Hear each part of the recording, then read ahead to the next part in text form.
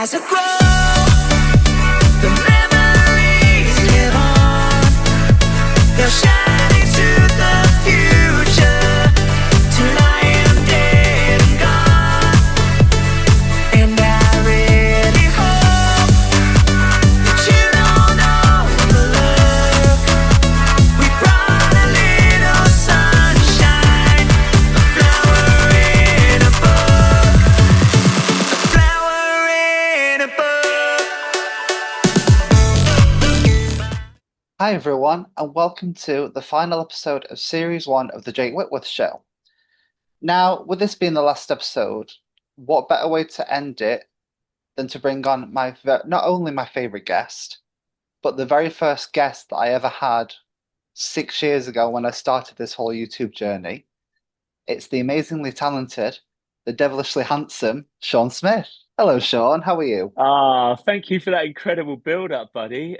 And what a pleasure and a gift it is to be the first and last of your first series. So I feel extremely proud, and it's always lovely to see you. And I see you've got the same outfit on as when you Yeah, first started as well. I The had uh, to. the OG We Are One video jacket. So I'm yeah, really surprised it still proud to see fits. you back in it. No, you look fantastic. You look exactly the same. You haven't changed a bit, but obviously you've been on a huge journey as well since I last spoke to you. Yeah, So a yeah, lot's happened in the space of like 3 months, I would say. So, yeah, yeah, it's been a journey. absolutely. But that's what life is. So In enjoy it and embrace it. And it's great to be back with you. it's always a pleasure to have you on the show. Like, I think this is the third time you've been on now.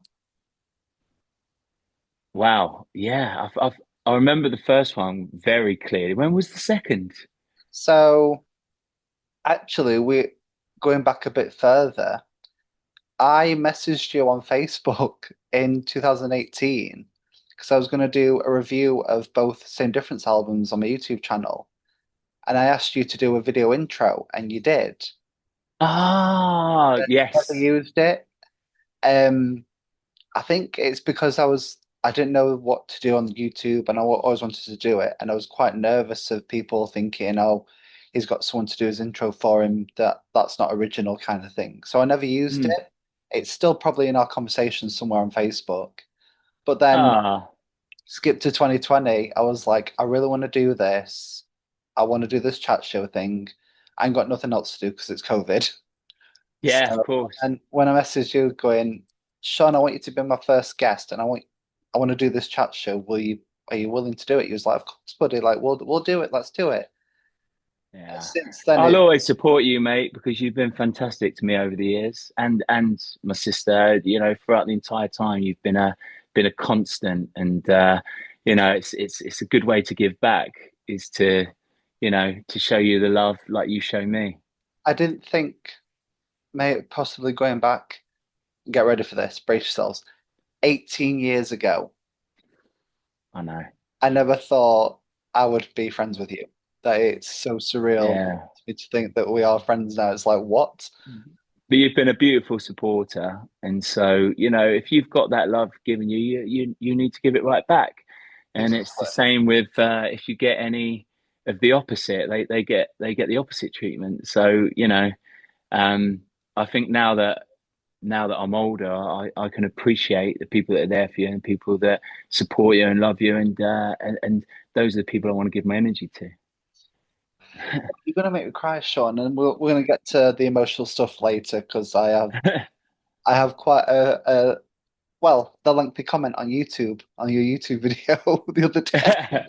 That was beautiful. Thank you for that. So obviously, thank you so much for joining me today. Um, you've just recently released your brand new EP, Stay Human, with the talented producer Saha Delay. How did you and him meet, and what kind of sparked the idea for this EP? Well, it was mad because, as you know, I'm always looking to create music.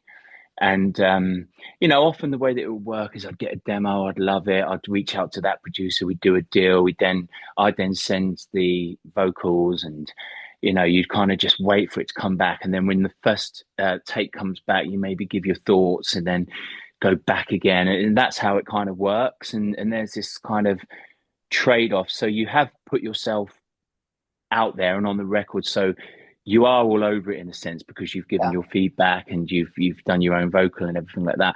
But this was completely different. Basically, the story goes that I just bought a new laptop because my old one conked out, unfortunately, while I was away working in We Will Rock You. And I walked into a coffee shop, and the lighting guy who works on the show We Will Rock You was sat there with his laptop open. It was exactly the same one as mine. And I just went over to him, because obviously you're all friends when you're on the ship, you get to know everyone. I thought, oh, I'll just rock up and see how he's getting on. I said, oh, funnily enough, I've just bought the same laptop as you. And he asked me, what do you use it for? And I said, well, I'm going to be looking to create some music, and I'm going to get Logic and start putting down a few ideas. So I've got some demos, and I'm writing them from the very beginning. He said, oh, that's funny, because I actually produce music. And he was like, let's do some stuff. And chats like that always happen, but you're so busy while you're doing the show that I thought it's not really going to come to anything. But within like a week, he'd sent me some ideas of tracks that he'd basically just done the track, Wow. and it never had any any lyrics or any ideas. It was just like a raw track that he'd made that he loves making. Yeah. And within like a couple of days after that, I got into flow and wrote an entire song. And then we were like, wow, this is really working. And the beautiful thing about this record in comparison to others is that we were actually both there together. I mean, sometimes I would maybe separately record the vocal, and sometimes he would take it away and run with it and do something amazing and come back to me and say, do you like this? But I've never worked in this way, where it's two people that are together. You've got nothing else to do, because in your time off, we'll just get together and start recording. And that's how it all came together. It was very organic. We got on so well. Another crazy story is, once we got chatting further, we realised that he lives very close to me, and so this friendship and bond just got created. He's a very different type of guy to me. He's a lot younger. He's extremely cool. So there'd be times when I'd sort of go, oh, I love this, and it'd be like too much of a nod back to how I used to be, and you'd go, no, you don't want to do that, man, just trust me with this. And it kind of it worked going back and forward and bouncing off one another. So completely different to all the other records I've made, but great for different reasons. And I'm really, of all the records I've made, I think I've never been so close to one. So that makes me feel like a lot prouder of how we achieved it, if you know what I mean. And it'll feel like a time capsule of that time when I was in the show, but also we were working our socks off to get this EP made. So yeah, brilliant. I absolutely loved working in that way and feel really, really close to it. I love that. I mean, I listened to the EP when it came out, and like you said, it is very different to what we know you for, as opposed to when you released solo and then Swing for the 90s, which was a different shift in genre again. And then I feel like the singles that you've released leading up to this have slowly transitioned into what you've done now. I think I'd probably agree. There became a time where we were like, you can put a whole 2 years of work into an album, and basically it drops, and then you've got like maybe a month or two of promo on it, and you release a video. That was like the old school way of working. But nowadays, people get their content so quick and short, and it's a completely different vibe. So then we started going down the single route, where we just drop singles, and all the promotion would be around that one song. So it started becoming an earworm to certain people who were supporting you and you're following you. And whereas with this one, it was like we had a lot of time, to be able to make a few tracks. So it was like, why not just keep going with it? Because you're in a different thought each time when while you're making a record, you're in a different thought process to when you're promoting a record. Yeah, And so, and you get into flow and then you stop if you're only making one record. yeah, Whereas with this, we stayed in that flow state of creating music for a little longer, and yeah. it gave us a good solid EP to be able to then go. And now we're back in promotional thought and coming up with new ideas and ways to get people to hear it. So it's worked quite well. Yeah. Yeah. I must say, like I've told you this, like personally, but you've it's nice to see you that you've evolved musically as well. Like, 'cause Definitely. There's always a nod to it because I am who I am, and all the people that I loved were of a certain era. So I'm always going to tend to lean into what I love. But I just think you've got to put your true self out there. And obviously, music is one of those things that's subjective. Some people love it, some people won't, and that's fine. I mean, I don't necessarily like it when people will go out of their way to say they don't like it because I yeah, just think that's music. You know, yeah, music is certain people are going to love it, certain people aren't. You're never going to please everybody with yeah, something that's so personal and real to you. But as long as the people who love you come along with you and understand where you're going, even then people might not might not like the direction particularly. yeah, But that's fine too. You just keep putting yourself out there, and yeah. hopefully people like it and latch on. Not everyone's gonna like everything that you do, but those people don't matter. The ones that have stood by you for 18 years um, will support you. And yeah, I admit it's very different to what I'm used to from you, but in a way, I actually really like it. And that might sound biased to some people, but there's in each song there's like a touch of what you used to do mixed in with what the spirit what he's done with what you worked on together. And Mm, going around to that, so in the EP, a few of my favorites are City of Love and Purpose. And the one that I really love, and I think you can guess which one I really love now, is your first single, Flower in a Book from the EP. Oh my God, the wave of nostalgia I felt. Because when I first listened to it, I don't really listen to the lyrics. I know it sounds silly, but I like yeah, the flow of it, and I'm like, okay, it's kind of different to what he does, but I'm vibing with it. And when I like a song, I get goosebumps. So, and I got right. goosebumps during the chorus, and I was like, there it is. Oh, There's Sean. Here we go. ah, When the video dropped, you said it was nostalgia driven, and when I saw the story about the audition that you did, I was like, this is gonna make me cry, innit? I can see it now. This is gonna make me cry. Like, not sad tears, but like the nostalgia is gonna hit me so hard, it's gonna make me emotional.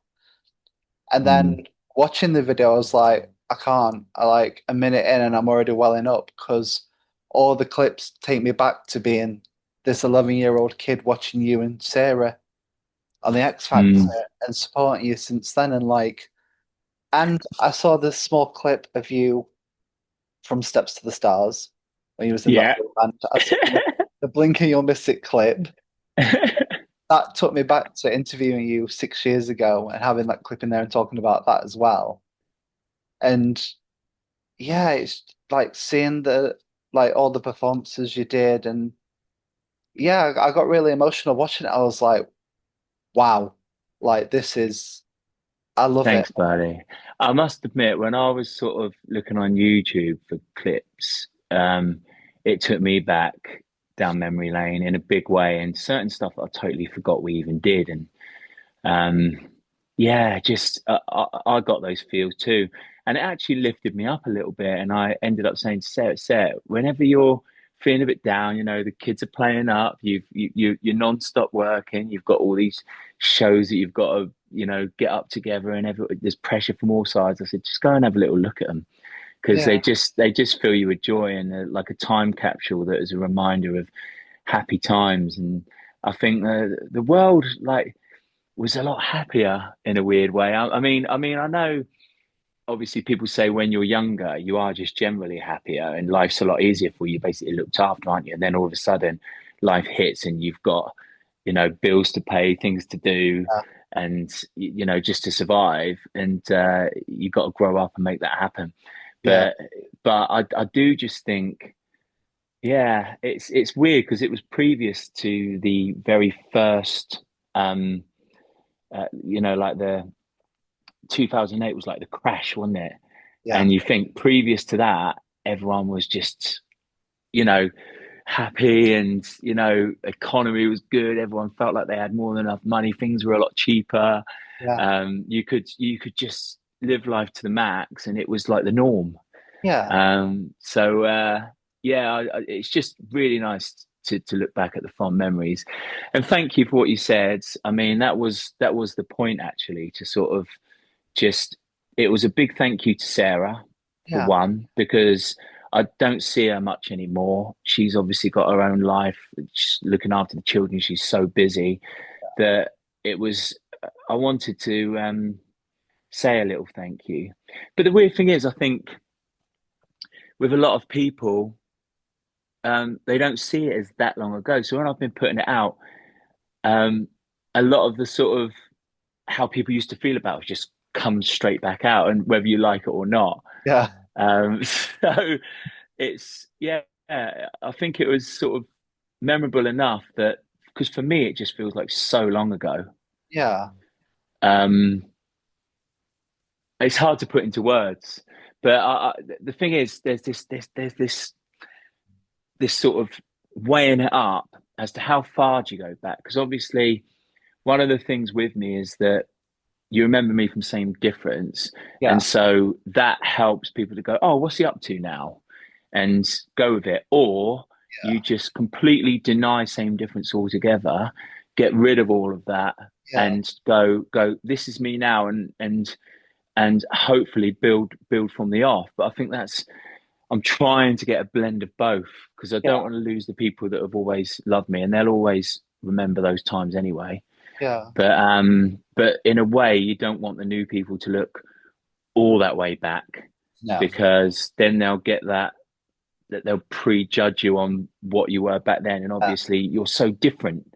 So it's been a real juggling act, and I'm actually really looking forward to putting some of the new stuff out that leans into some of the other songs too, Yeah. because I think that'll give that more context. And I don't with Flower in a Book, that was one of the major ones that I kind of felt like the lyrics and everything lend itself to just leaning into nostalgia. And so that's been the overriding feeling across all of that as I've been pushing for that song. Yeah.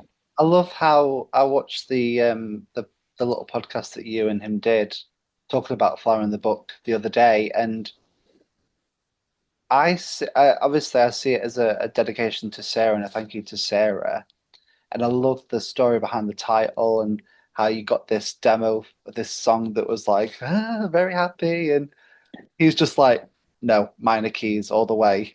Um, Yeah.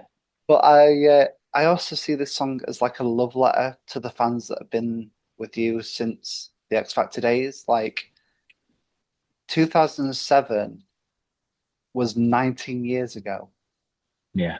You've got to think 19 years ago, you've got people like me who were obsessed with like Disney and High School Musical and all the cheesy stuff. And then seeing you guys on the X Factor, like we was like people like me was the perfect demographic for you. Because as I mentioned in the comment, like I was in awe of you and I was like, wow, okay, this is like everything I want, High School Musical, Disney, Glee, everything. This is what I want from someone. And it's going to sound bad, but you did kind of remind me of Steps a little bit, you two. That's not bad at all. I love that. Then obviously you did Tragedy as your first your first live Absolutely. show. Yeah. So even more like leaning into it, I was like, yes, okay, this is what I like from them.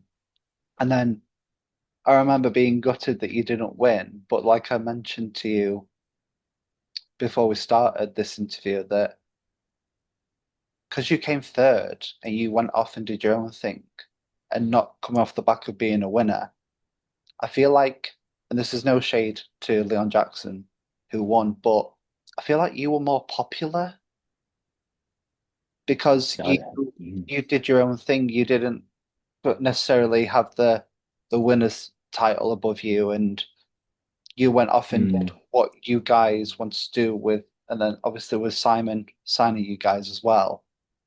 That was like your foot in the door to say, we're here. We're not just an act off the X Factor that came third. We are here. We are a band.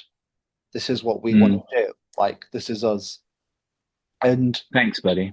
you're very welcome. Like, it's a bit biased coming from me, but it's honestly true. Like, it's so weird to think now that people are still listening to those songs and discovering you. And obviously, you've got accounts on Instagram and TikTok that are doing throwbacks to release dates of when you came out with "We Are One" and "Shine On Forever" and that kind of thing. So there's still a lot of love out there for you guys. And Thank you, mate. I appreciate that. I think, yeah, looking back and posting all about nostalgia and stuff, it's both. You get both sides, because we were. I think Simon Cowell said it when we were going through the judges' houses. He said, "I think the problem with you guys is you're going to be a love it or hate it act," and it, I think those were true words in a way. But no, obviously, those who love hard because they're putting themselves out there to support people like us.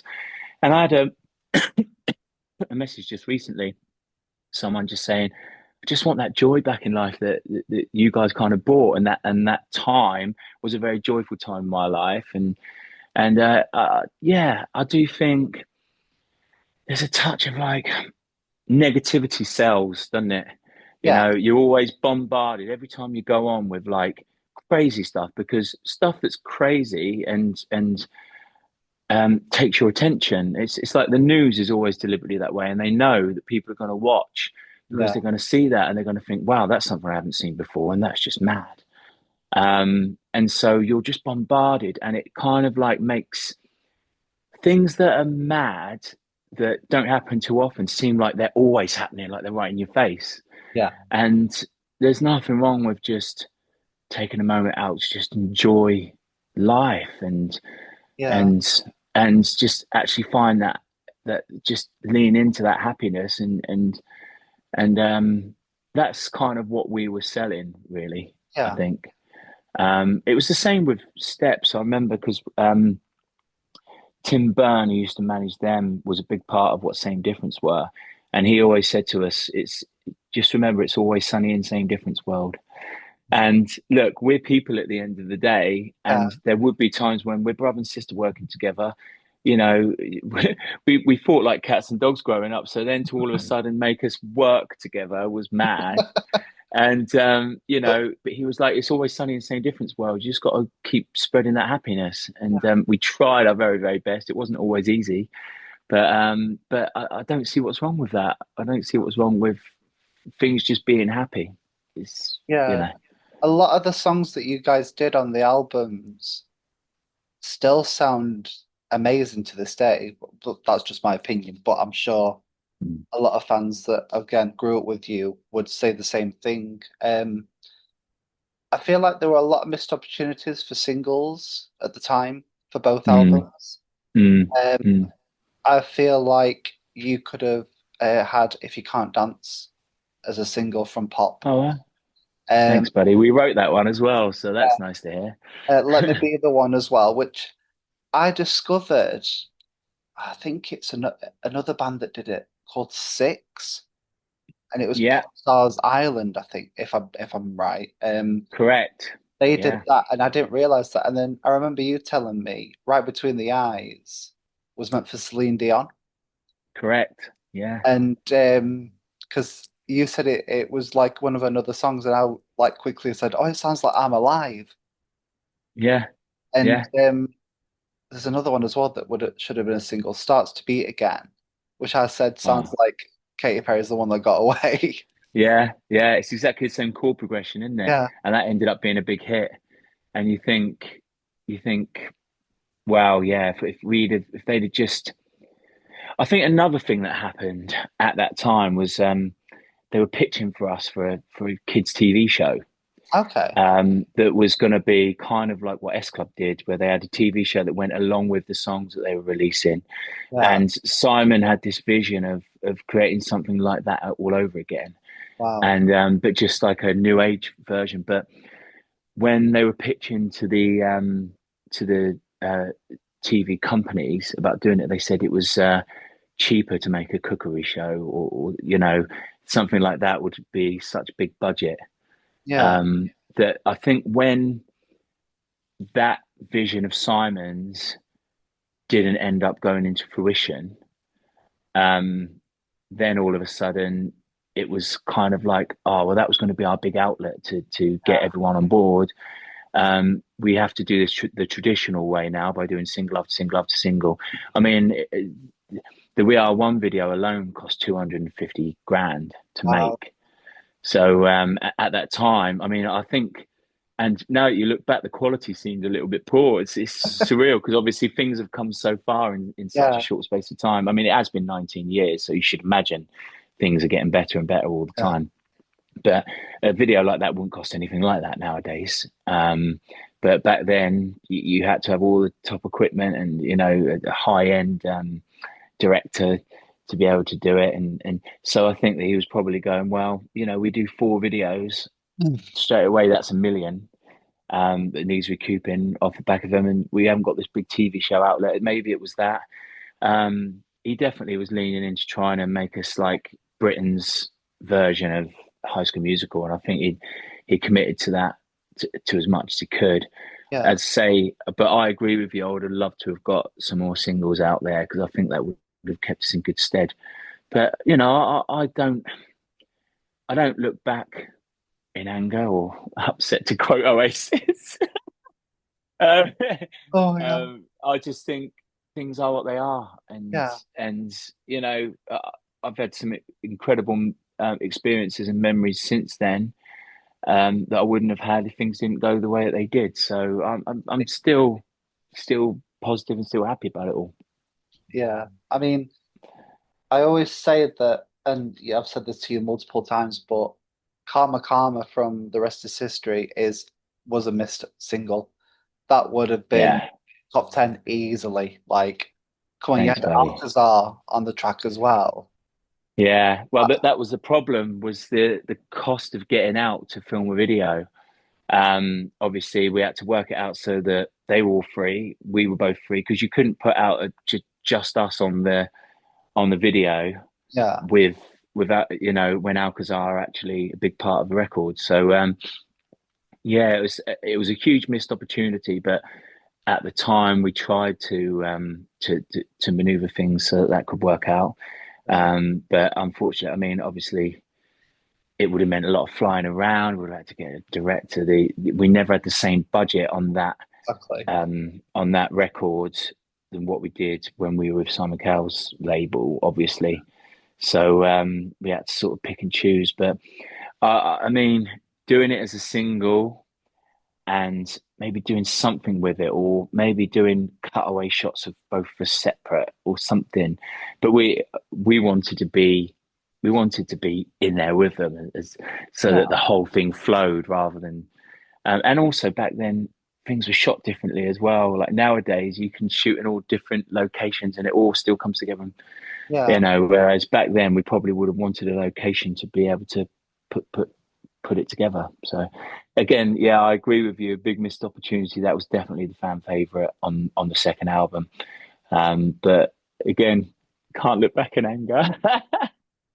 no, I still in my own head, like, Same Difference had more single runs than just the one single per album for me. So in my own world, you had a video with Alcazar and it went straight into the top 10.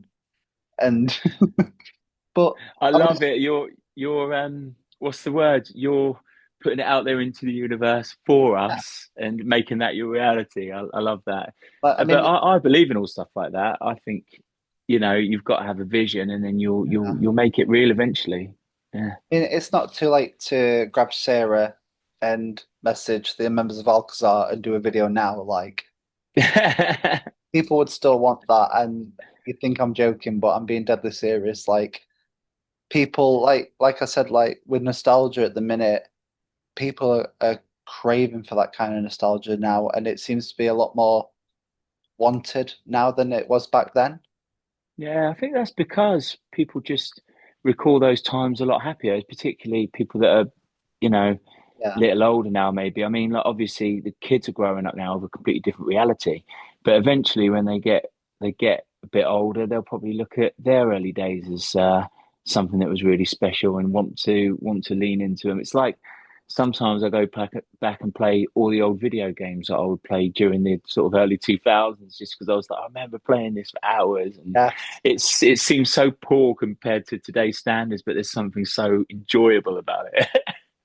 I mean, I've recently just got an old Xbox console, so and I've got a bunch of games for that. So Yeah. that's a nostalgia rush for me. I mean, like one of the main games I used to play was Hit and Run Simpsons a lot. I used to spend hours on Yeah. that game. So yeah, that's kind of like another nostalgia thing for me as well, because I remember sitting on the floor with the controller playing the games for hours on end. Just Yeah. it's gonna sound wrong, but on Simpsons Hit and Run, you could kick the other characters. So I just go around kicking all the NPCs and kicking Marge over and the flailing. It yeah, I was yeah. Just joy, just unencumbered thrills. But Exactly. But yeah, why not? Why not, buddy? while we're on the subject of same difference, I have some anniversaries for you. And it's a good job you sat down actually, because they're gonna hit you. So it Right. has, so obviously I mentioned it's been 19 years since you and Sarah appeared on The X Factor in 2007. 18 years since the release of We Are One and Pop, which I have here. Wow. Um, Collector's items. exactly. And obviously I showed you before we started filming, but and I can't find it now. Oh, it's there. I have the promo CD for We Are One that even Yeah. says for promotional use only, not for sale. Well, tell that to the eBay I seller. know. Um, What a bargain. As I said to you off air, I remember um, that we would go around with a publicist all the time. She'd have a big box of those. But so you've managed to get hold of one, which is incredible. So yeah, it brings back good memories. I love that. And as well as 15 years since the Rest is History album and 16 years since the release of Shine On Forever. So, how does it feel knowing there are fans still out there that are still listening to the music, supporting you and your solo career, and that have been on this journey since all those years ago, and of essentially keeping the memories alive? Words can't describe how appreciative I am. Um, the love that the love that comes from me um, to them is out of this world because yeah, I just think love the people that love you and uh, you know give back to those people who've brought you joy. Yeah, Um, I think that's the overriding feeling. That's part of the reason why I do it. Part of the reason why sometimes I look back because I know that there'll be people that will feel some joy from those days. But at the same time, I also want people to grow with me yeah, and to um, not all of life is always going to be yeah, perfect, happy, and to just that's why I just put my truth out there, and people that want to sort of follow it and come along with me are more than welcome. yeah. And but no, I just yeah, it just means the world to me that there are still people, especially from those days, that still support me and show me the love, and all I want to do is just show it right back. and that's what I love about you. Not only like I said this to you before we started, like it's so surreal to me watching you like essentially growing up with you all those years ago and becoming friends with you 6 years ago. It's like, wait, what? It's so surreal to me. I even still feel like I'm just a fan, like interviewing you, but I know like we have that personal like connection with each other, and Yeah. times You when know, I always I know, appreciate you, buddy. I And know, yeah. because you're gonna make me cry. Stop it, Sean. One thing I love about you as well, you speak to our community as well. You're an ally for us, which I love.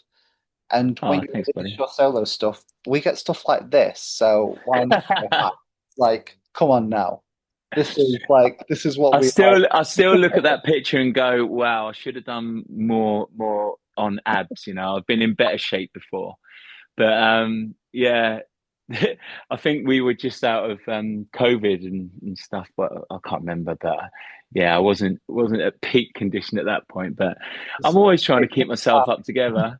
Yeah, yeah, trying to I don't know, just lean into uh, you know, just lean into what the fans want, and that always tends to go down better in a weird way. But I'm also on the opposite side, like don't want to be a sellout of just like, oh, look at me, I've got a good body all the time. Because I remember when I first came out with my solo album, and Heat magazine like ran a piece like, oh, the guy from Same Difference is ripped now.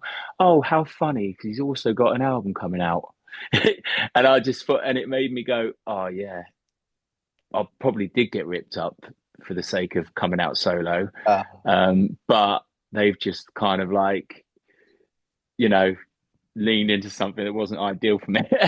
So I'm also like aware that I don't want to overkill or the look at me with my body out, look at, you know, because I've got more depth to me than just that yeah, um, as a person, and you know, been through all different uh, been through all different times in my life, some incredible, some not so much, yeah, and I just want the raw, real me to come out, and if you can put the real you out there, and people still go, "Oh, we like this, and we're going to support you," yeah. then I think you're because then you haven't got to like pretend to be anything or do things deliberately mad in order to get attention and stuff like that. So I mean, I'm just happy to be me. I don't see that as Yeah. attention. I see that as appealing to us. So, like, but I've got a really good voice. I've got a really good album and singles coming out. But also, here's a picture of me signed shirtless for you to enjoy. It's like that brings me on to my next question, actually. Speaking about all your solo stuff and wanting to be your true self, was there a point in your life where, when starting your solo career, so obviously, I think it's like 2016, 17, maybe, a couple of years after you and Sarah like decided it was enough, same difference now. When you brought out Turn Me On, was there sort of an idea where you wanted to get away from Sean same difference? Like not necessarily uh, um not to say that he was embarrassed about being in the same difference because obviously he wasn't, but the fact no. that you didn't want to be remembered just as Sean from Same Difference. You wanted to be seen as a serious solo artist. He was like, here's my debut single. Like, I'm showing you that I'm all grown up. I'm not the same guy I was a couple of years ago. Like, this is me now. Like, do you know what I mean? Mm. Well, it's weird because I remember when we did that video, I still wanted to do dance moves in it because that's what I was known for. And I remember the director, Lee, he's incredible, saying, "Can we please lose the dancing?" And I was like, "No, I'm keeping the dance." And so I, I don't know. I didn't want to say goodbye because I knew that also those fans, I couldn't all of a sudden just completely change. Yeah. because then, I mean, the shock factor would be there, but you're going to lose a lot of people in the meantime too. Um, but yeah, I didn't want to deny my roots, but I also, one of the things that I found really difficult in Same Difference was if you ever sang about like love songs or whatever, people would just turn around and say, "Oh, they sing love songs to one another and their brother and sister, like it's so weird and stuff like that." And we couldn't be less weird as brothers. We're just like your normal, typical brother and sister. But obviously, they're always filming these heightened moments and having to sing these songs, and so people jumped and kind of glued. So it always sort of just annoyed me because I was like, you've probably all got brothers and sisters too. Would you like hearing people say things like that? So Yeah. I think we were encumbered. We couldn't sing about love.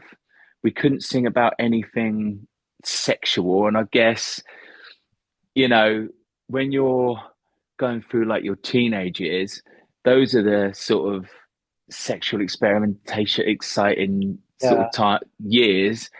And I spent those years like with my sister always around because she was in the band. Yeah. And so I didn't feel like I was growing like a normal guy. Um, and so when I was able to go solo and it was clear that Sarah was going off creating her business and going down a new path, getting married and all that kind of stuff, it gave me that freedom to say I can lean into it.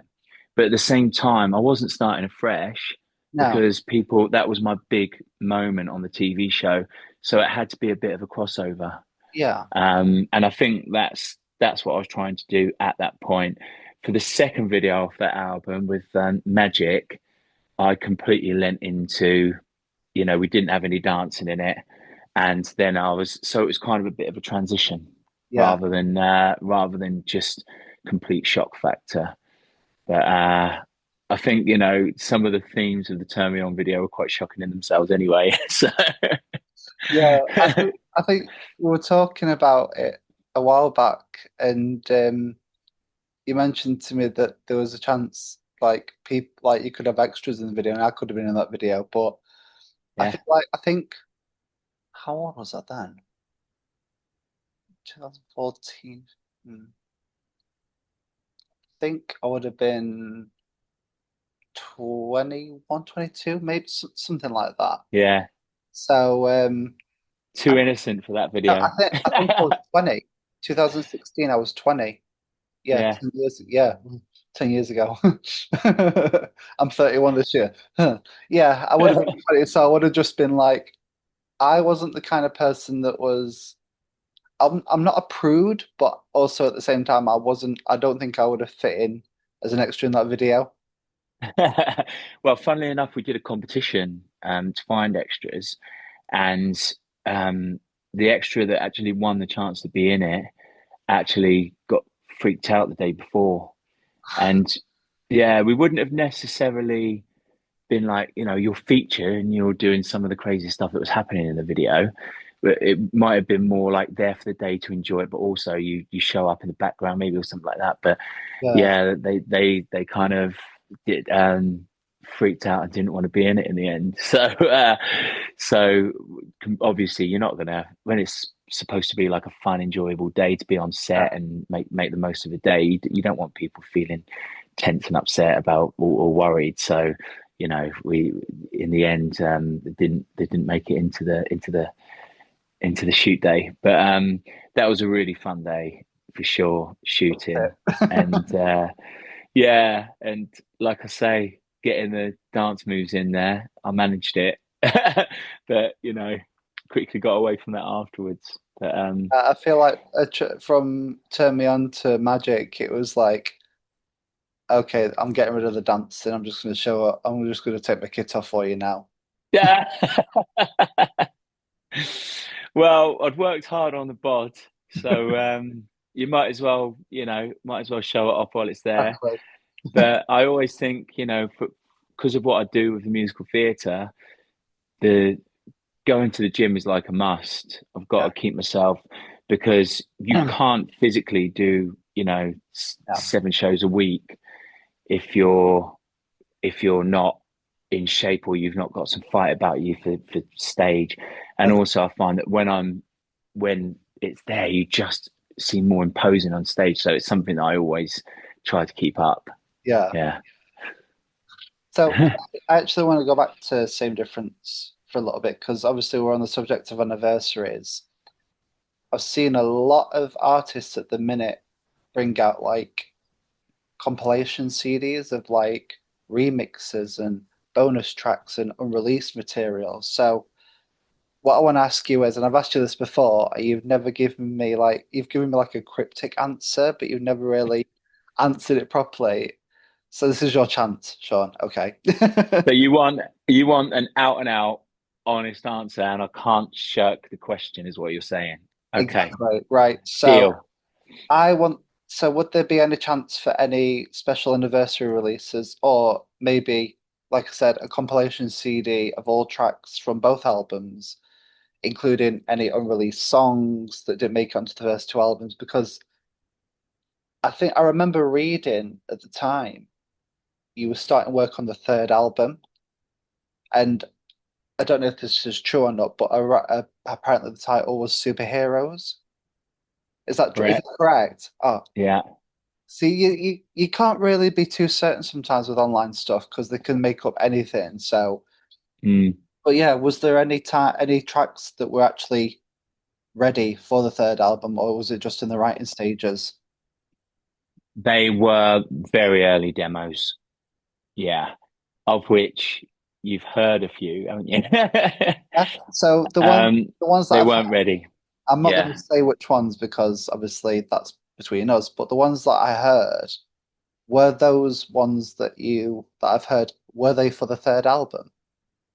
they were. Yeah. Okay. And the same with so Flower in a Book, we got sent the demo that had um the singer with no words. Yeah. Um and that was also going to be for that album, but because we always wanted to write it, Yeah. but didn't we knew we weren't releasing the third album, so we never bothered. And so the way that Flower in a Book worked was I played it to him and said, I always like this track. Look, it's very 2008, but I Yeah. think we might be able to make it work. So I really like the top line. And also, there's an emotional feeling to me of finishing something that we started all those years ago, but never Yeah. got around to finishing. And that meant something to me. And so Saha Delay was quite meticulous in helping me with that. But yeah, that album, it was at such early stages that it couldn't really be heard. It hadn't been mastered. Even the final versions weren't through, and it had already been shelved. So um, yeah, that was that. But as far as I mean, I always give cryptic, and I don't feel like I can say anything out there. But I do think that one of these days, because the pop album is sat there doing nothing. Um, and it's all been passed over to us because after 10 years, Yeah. you're the art. They revert to the artist. So it's really nice that we can put them out on Spotify and people can just find them again and reminisce and go down memory lane. It's lovely and it's like the back catalogue still being heard, which is really nice. But we haven't done anything with it for years, and I thought maybe a 20th anniversary bubblegum um bubblegum vinyl or something, or but with a like maybe one or two remixes or unreleased tracks, something like that. Yeah. That that but like, even with this release, I'm giving a nod to nostalgia. Exactly. Um but I wonder because you can't keep going nod to nostalgia because Yeah. it it needs to be done in the right timing. Um, but that was a thought that we had, and that's an exclusive. Definitely had a thought about potentially doing like some remixes of the Yeah. old songs. I feel like Um, um and I've said this before, like you've given me a straight answer before, but I feel like sort of now is the time. do you I think? I want, and I'm gunning for this, and a lot of people have like I've seen recently on TikTok as well, and some of my friends when I mentioned to them that I'm interviewing you, they instantly were like, "Oh, I remember Same Difference. What are they up to now? What are they doing?" And I said, "Well, I'm interviewing Sean about his new album, his new EP, and everything, and I'm going to mention Same Difference."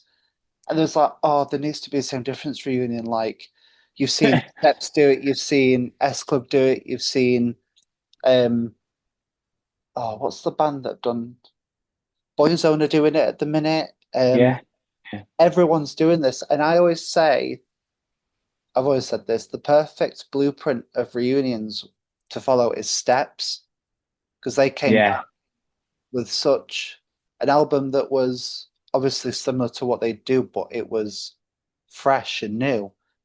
And with all these bands getting together, I mean, come on, Sean, like get Sarah on the phone, like even Do you know, if it's a one-off I gig, that would be enough.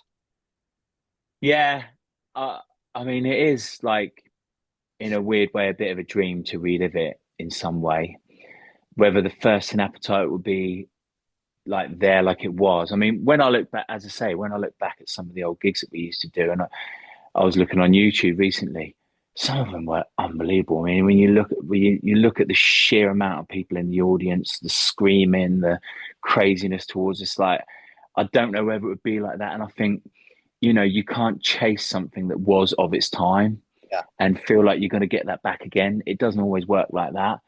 And yeah, I think you're right though. Steps did it in a completely the right way, and they nailed it. And you know, kudos to them for that. But I think they were so loved back then, and they also did exactly they offered something up that was exactly what their people wanted, what their fans wanted, yeah, and it was easy to sort of go along with it. And yeah, obviously they've got their new musical out now, and you realise how great a lot of their records actually are as well. It does. It's got something good about it. It brings up good feelings, doesn't it? But yeah, I think the issue with that is Sarah's business is going so well. It's a family business. yeah. She's got the three kids now, which what do you do for childcare? I think, well, I was saying about this the other day in an interview actually, but when All Stars came out, the X Factor All Stars, we were in talks to go back on and do it. And Sarah was going to come out of retirement for that, but obviously the show never ended up coming into fruition. I think they tried it with Britain's Got Yeah. Talent; it didn't work massively, and so they shirked the whole X Factor idea of the same thing, which was a shame for us because it would have given us, and also people will see how much you've changed. The fact that Sarah's married now, her children. I'm married now. There's a whole journey that's happened since our time on the X Factor that just gives us a little bit more legitimacy, and it is a shame that we never got the chance to do that. So for something like that, she was going to come out of retirement because she could see the huge benefit of it. Yeah. But I think for her now to go right, I don't know, a few one-off gigs for the sake of nostalgia, it's going to be tough to take her away from what she's doing now because she's having so much success with it. I mean, So get Sarah on the phone now. Let me talk to her. Let me give her some. I'll make sure because I was listening to One Life, One Love, which has been out for 6 years now. That's mad to think as well. yeah, that was a time capsule as well because that was obviously Yeah, all about COVID and getting through that. And yeah, I feel like you gave us a taste of what could be with that record. yeah, I know it was only a one-off mm, for 2020, but a lot of people want more. And I say for the 20th anniversary, which is going to be 2028, yeah, it 2 released years. for pop and everything, and obviously the anniversary of the X Factor.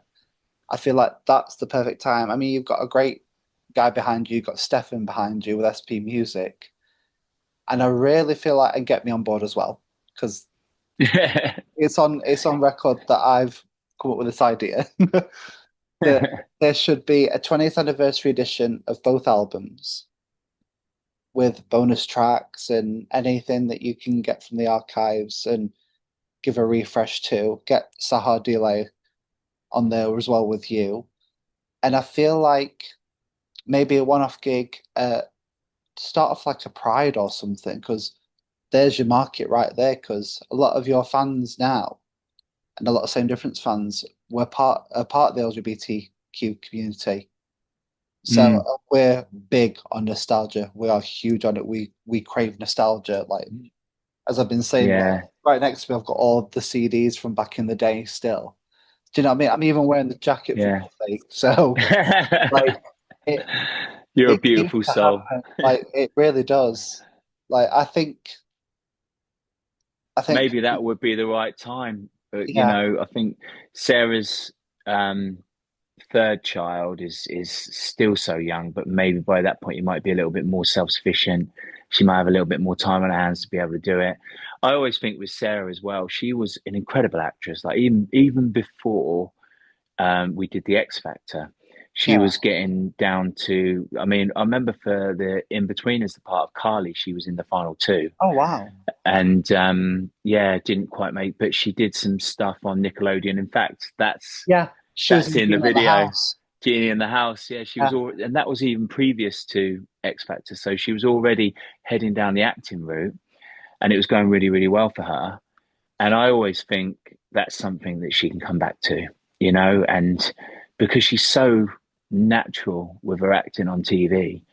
Yeah. But whenever I say it, she's like, "Oh no, I'm not going to put myself out." And I just think, no, you got to make the most of this life, and But her life is so good. Yeah. She loves the business. She loves helping the children. They're doing Frozen at the moment, Oh wow. and it's all just been cast, and the cast are incredible. Um, and yeah, so that's going to be our focus for quite some time. But I'm with you.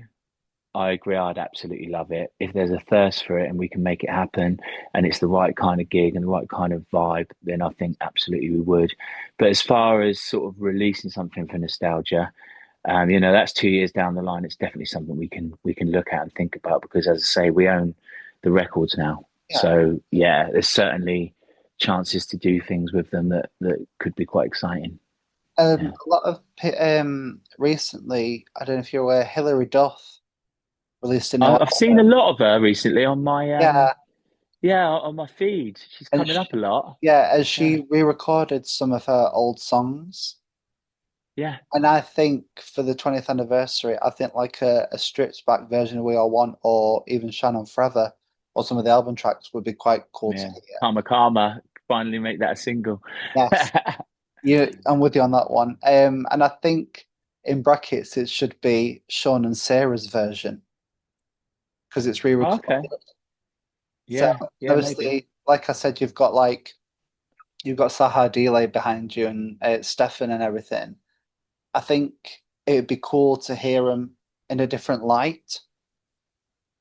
So, Right. do you know what I mean? I think like Yeah, not to say it can't sound too similar to what it used to sound like, but yeah, absolutely. I feel like if it had like a refresh, like bring it into now, I Yeah, think it could do really well. As like a digital edition or yeah. something. I feel like Matt Pop could do incredible Yes. remixes of them as well. Yeah, that you know a nod to the times, but he's done some brilliant remixes of some fantastic songs and really going from strength to strength. Wow. Yeah, Yeah, he did them on this one. yeah, absolutely. Yeah, always Did them doing, on and Feel Like as well. yeah, it's weird how that was just randomly playing in B&M the other day. Oh my God. I was just like, I know this song. Hold That's on a minute. me. Does it feel weird when you hear your songs in shops then, or like even if you hear same It different was songs it over was and it over? was a bit surreal because I straight away recognised my own voice, obviously.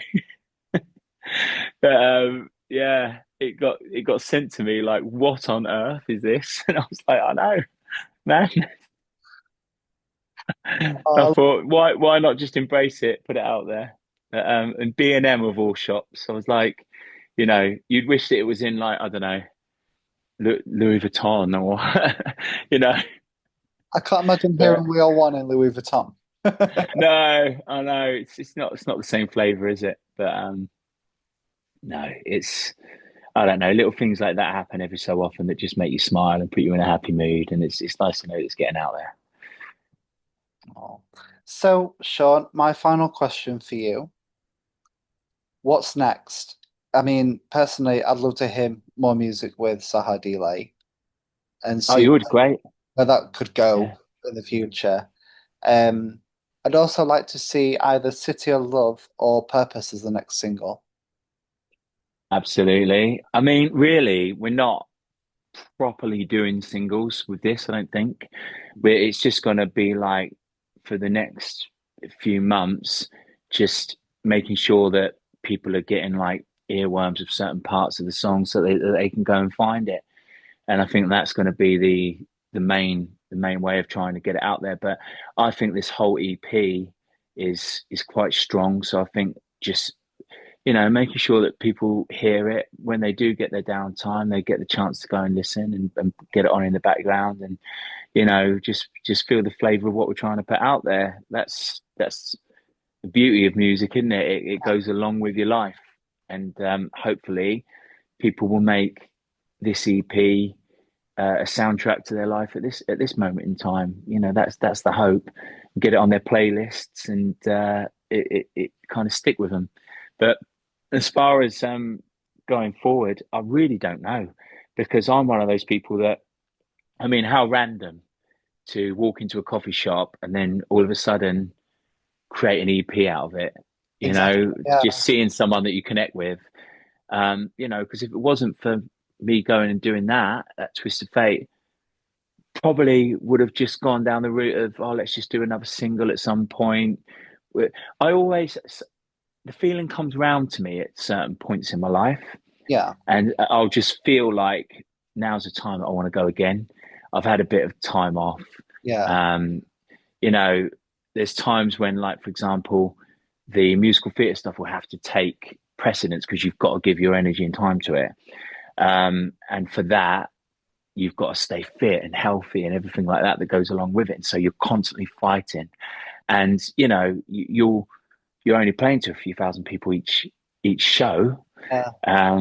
So it's a lot of energy, and you're not necessarily building a huge fan base. And also, there's tons of other people in the show too. You've got to always be at your best to stand out. Yeah. I don't know how I've gone back to that with the question that you asked me, but I guess I just don't know. I'm one of those people. I'll go with the feeling. Like I would never have thought "One Life, One Love" would have been a record, but the song when we were going through that sadness of that time, it kept going through my mind, that song, and I was thinking, and I was like, that's something from somewhere telling me that that's the thing to do, and Believe it. I and believe in stuff like that. I really do. I believe in yeah, like manifestation and stuff like that because yeah, putting it out to the universe, it's not always going to stick. But then there's yeah, that one yeah. moment where someone takes a chance on you, like you did 6 years ago. Ah, Like thanks, buddy. if It it was wasn't never going to be any other way. You've always been so good to me. exactly like if it wasn't Yeah. for you taking the chance and essentially being the guinea pig for like what was essentially the pilot episode for my interview show, because I watched that back the other day and oh my God, I cringed so hard at what I was doing. It was like I was part super fan, part interview, and I was just like, oh my God, how did you It's not so turn around and be lovable, like, oh my though. God? No, I love it.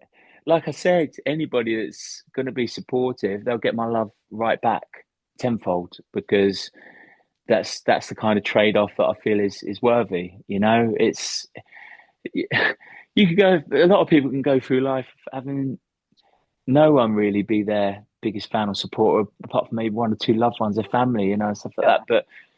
But people like you have helped to make me feel like I'm never going to be alone, you know, which is it's a beautiful thing. So you, those are the people that you need to give your energy to, Yeah. as far as I'm concerned. It's But weird. I don't find it cringe at all. But then I know exactly how you feel, because when I look back at some of my stuff, I do cringe sometimes. Yeah. Um, but I also think the cringiest parts are the bits that are the most intriguing to people. That's why, for example, I've put out about Simon calling us the two of the most annoying people again, because I'm like, as a clip, that's just, in this day Yeah. and age of everything being negative, it's something that they'll latch on to. So why not? Yeah. It's you know. Um, so yeah, sometimes you've got to lean into it, and uh, you know, at that time he probably wasn't far wrong. I think we were a bit annoying. Uh, Yeah, to me, it but wasn't, but to obviously like some other people you might have come across as annoying, but you were just so full of energy, and you yeah, could see that you we were wanted to just being go real back. and true. Yeah. Yeah, just being true to ourselves. That was it, and doing whatever it took to get a chance. And that's what we felt was right at the time. And you know, and I wouldn't change a thing. I honestly wouldn't, because we were just being true, and that's where we landed. And yeah, there's yeah, I'm just really proud, mate. And I still think to this day, 40 now, had such an incredible career, and I'm hoping it just keeps going. And there'll always be opportunities and things come up. And watch this space and just stay with me on the journey. There's people out there that definitely will, Sean. Like Thanks, buddy. honestly, it's weird from like going from standing in a queue. Yeah. Because I didn't honestly realize that he was going to go in as a solo artist on the X Factor, and then obviously Mm, when you told the mm, story on your little podcast that the cameras loved Sarah, and then they were just that you both got told no separately, and then there's like we come back as a duo. And I mm. remember you telling me that you were doing When You're Gone by Mel C and Brian Adams. Yeah. Yeah.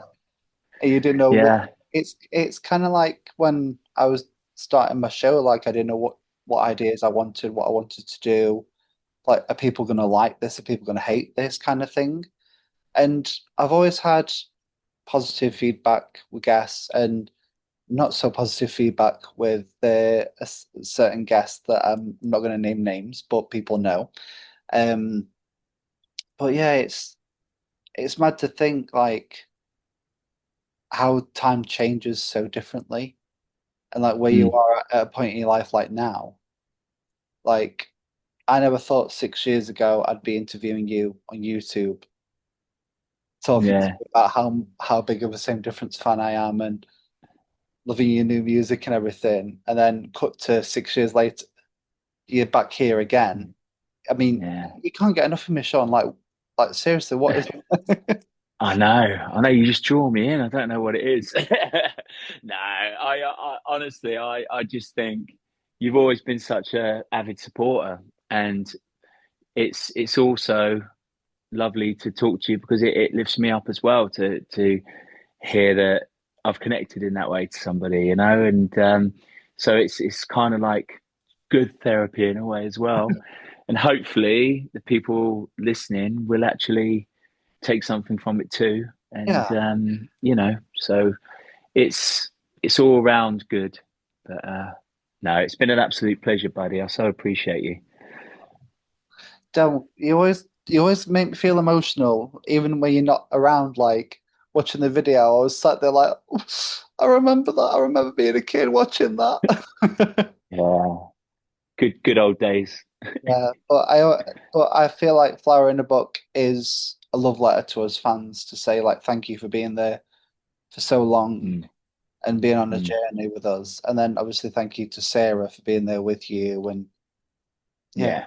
it's That's exactly, you're getting the vibe of exactly what I was trying to put out there.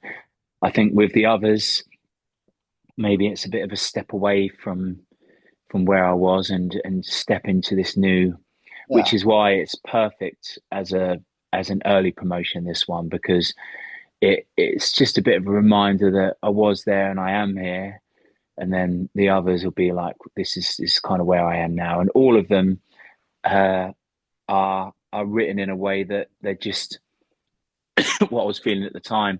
And I Yeah. would say to all of your listeners as well, go and listen to the podcast that I did with Saha Delay, because you'll get a deeper understanding of what our thoughts were behind it and how we made it, and Yeah. yeah, so that it's something to go along with, as well as just an avid listener. Yeah. And when you was on about the lyric "You're better off without me," before I watched the episode, I did think it was about what people were going to think it was about, like "You're better off without me if I'm gone," and I was just Yeah. listening to it. I was like, "Oh no, no, sure, no, no, no, we're not." Don't talk Well, that like was what that. my mum and dad said. That, yeah, that was the first thing they said. Like I think they sort of think that they need to put me on suicide watch or something, you know.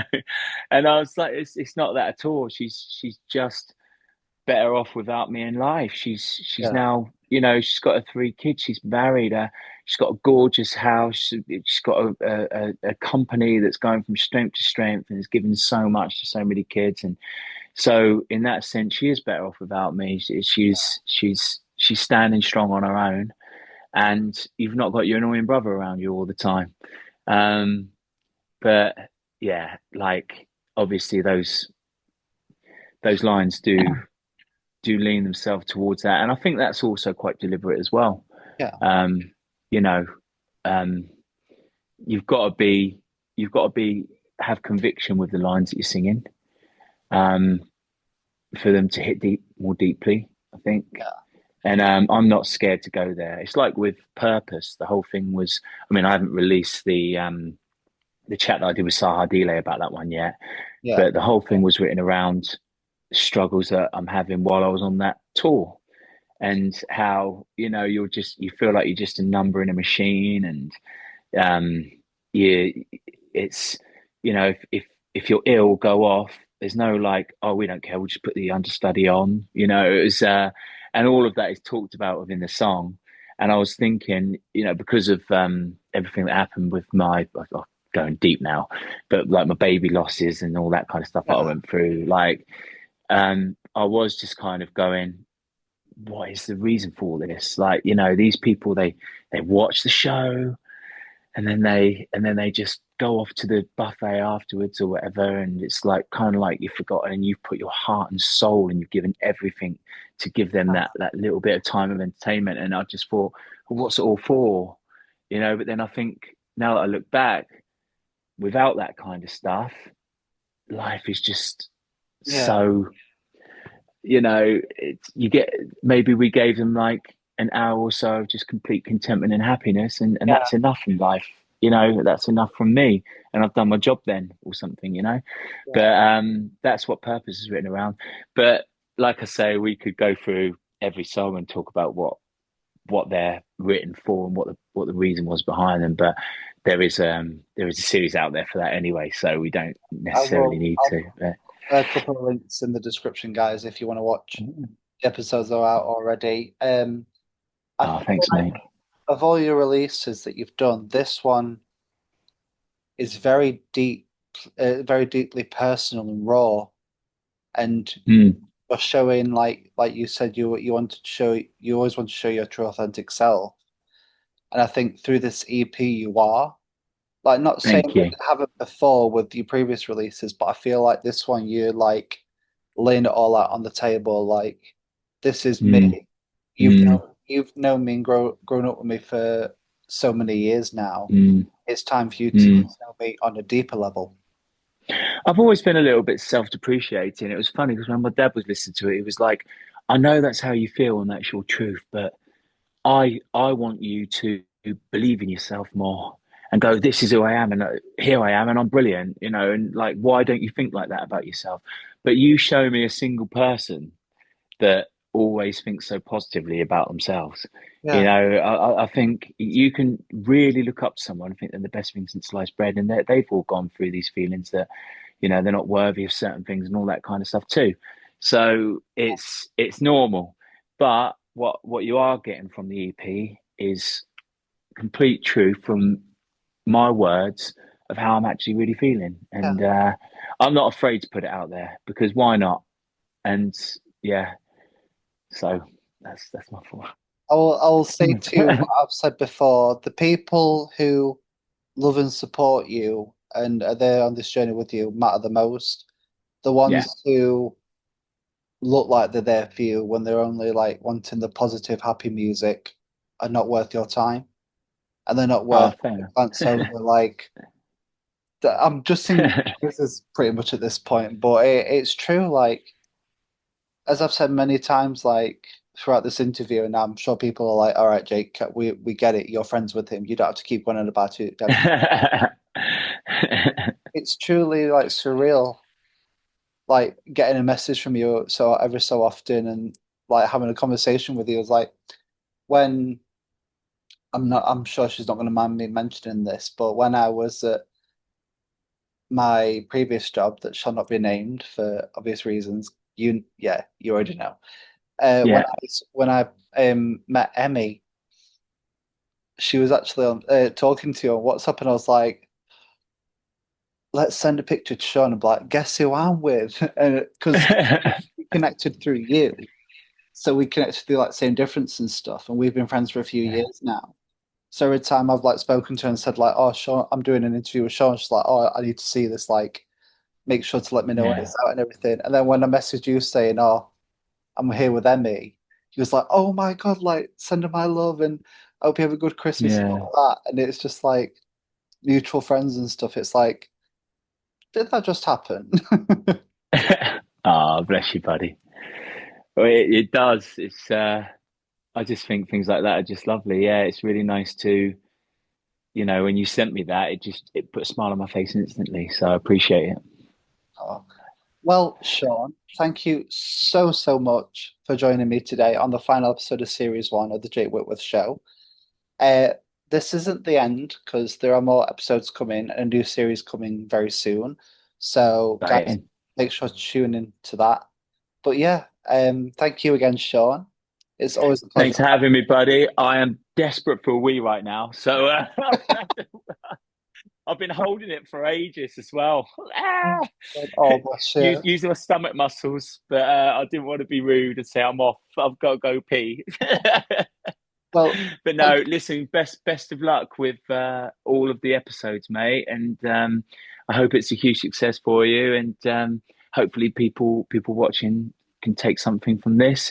And I love all of your people watching, and just thank you to those who have supported and to yourself, buddy, because it really does mean the world to me, and I'll always keep going for people like you. Yeah. Right, I'm going before I start crying. Thank you, Sean, and I will see you, buddy. On the next episode. Bye, guys. All the love. As I grow, the memories live on. They'll shine into the